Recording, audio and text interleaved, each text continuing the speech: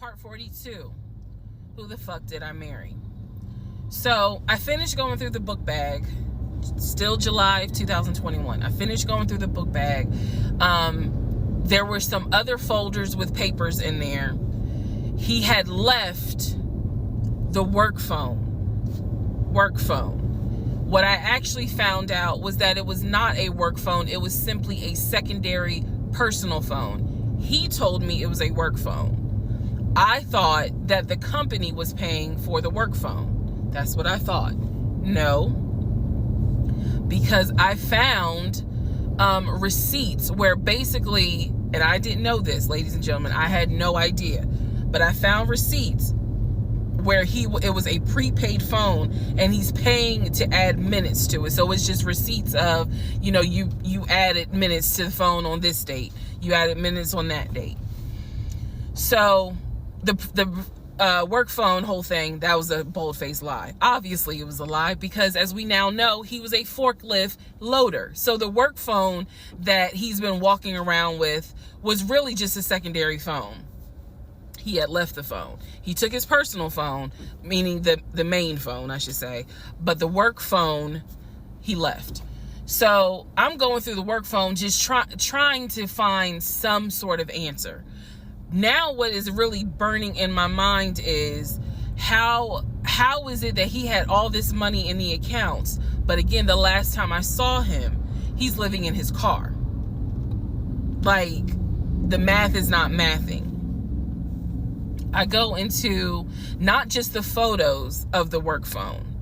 I go into the deleted folder. So, ladies and gentlemen, if you're going to go through somebody's phone, which I will never do again, but if you're going to go through the phone, don't just go through the text messages and the pictures. Go into the deleted folder, because sometimes you find a gold mine. In this case, I went into the deleted folder of the pictures in the work phone. I keep saying work phones because, again, this is just a secondary phone. It is deactivated. There's no minutes on it.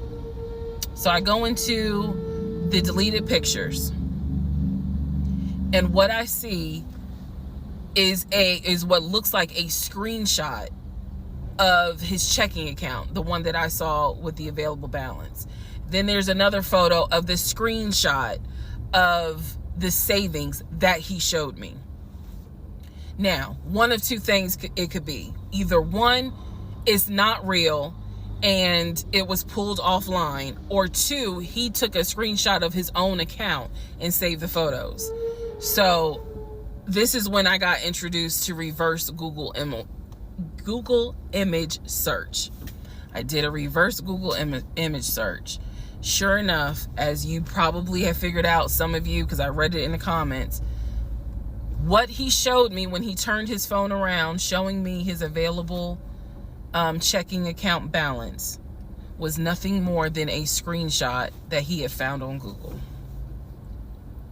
When he showed me his savings, turned the phone around, because remember, I demonstrated for y'all how he was, and then, turned it around and showed it to me as if he was signing in. When he did that, he was simply showing me a screenshot that he had taken from Google Images. Because when I did a reverse Google image search with those two photos, the checking and the savings, it came right up. It was nothing more than just Google Images. In my phone, I didn't even need this because, again, I already knew that he was not a VP regional manager, but still, for shits and giggles, I did a reverse image search of the charcoal BMW. Remember, I told y'all he had sent me pictures of the company car. Nothing more than a screenshot he had taken off of Google Images. The house that he showed me that he had in San Diego, Google Images. So, what we can now confirm is anything he showed me when he's turning his phone around is nothing more than an image from Google Images at this point. The checking account, the savings account, Google Images. The house, Google Images. The company car, that charcoal gray BMW 5 Series, Google Images. So at this point, I realized, okay, nothing is real. And I wasn't so much in a rage, to be honest with you. I wasn't in a rage then and there, as much as it was, I really truly had a moment where I said to myself, oh my God, what the fuck have I let in my life? Like, this is not even human at this point. That's really how I felt. Like, again, as someone who, I studied psychology, but I didn't graduate with a psychology degree. However, I have never dealt with a pathological liar. I have studied about them, but I have never come into contact with a pathological liar. Because to a compulsive liar, if you ask them, man, why did you lie to me? They probably are going to have a reason. Pathological liars don't have a reason. Like, there's no limit to the lie. So I have now confirmed that at least 70% of everything that I thought I knew is now absolutely not true. Absolutely not true. So in between all of this, I get a phone call from the aunt in Augusta.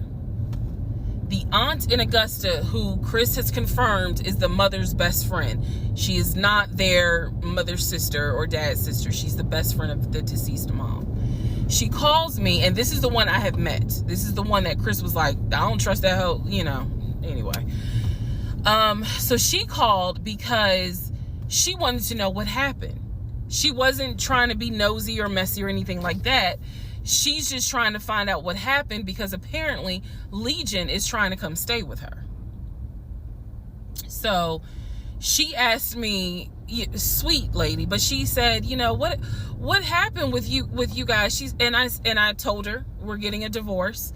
I said, because he lied to me a lot. He lied to me a lot. And so what breaks my heart about the conversation with her is that she said, so whatever happened to the baby? Mind you, we went to Augusta, told her I was pregnant. I thought he told her that I had a miscarriage.